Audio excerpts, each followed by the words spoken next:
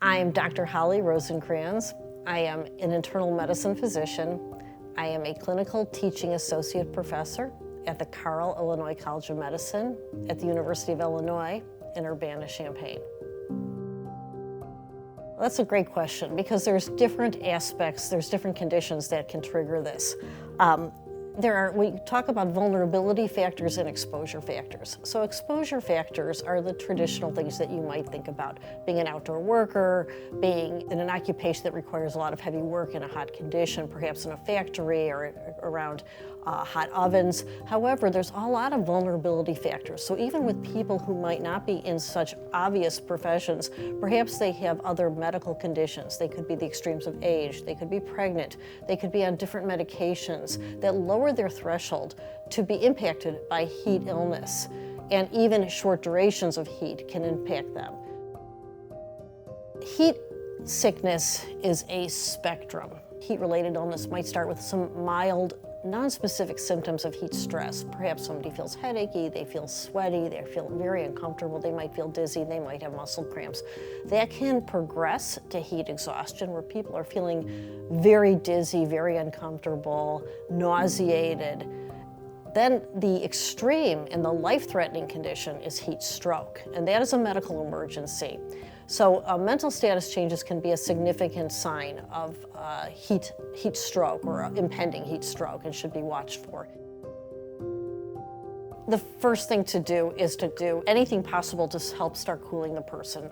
Heat stroke is a medical emergency. The body simply cannot function anymore. Organs are shutting down and cellular structures and inflammation is going on. There's a lot of physiologic impacts of heat stroke. It is a medical emergency. Call 911. Proceed with any cooling measure you can. Dump water on them, loosen their clothing, fan them, get them out of the sun, get them to a cool place, get them into shade.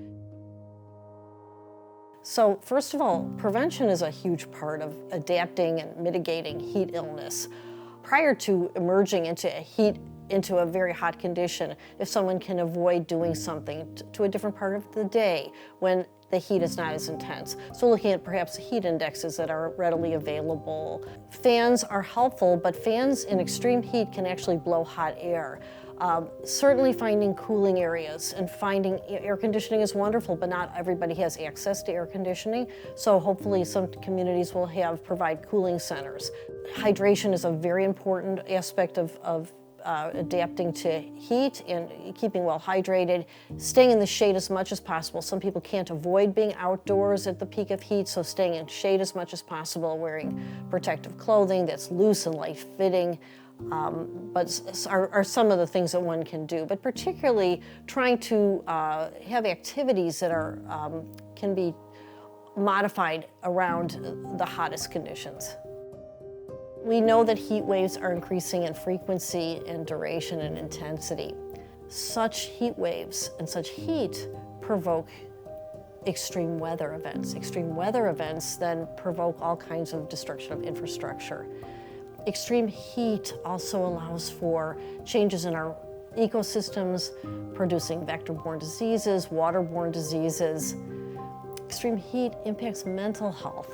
There is a higher incidence of violent behavior. So the broader impacts beyond that person standing next to you or that person in a factory or outdoors who is suffering from heat-related illness to the world at large because of heat is something we really need to know. And I really appreciate the opportunity to share that with you and to take it from the bedside to the world at large.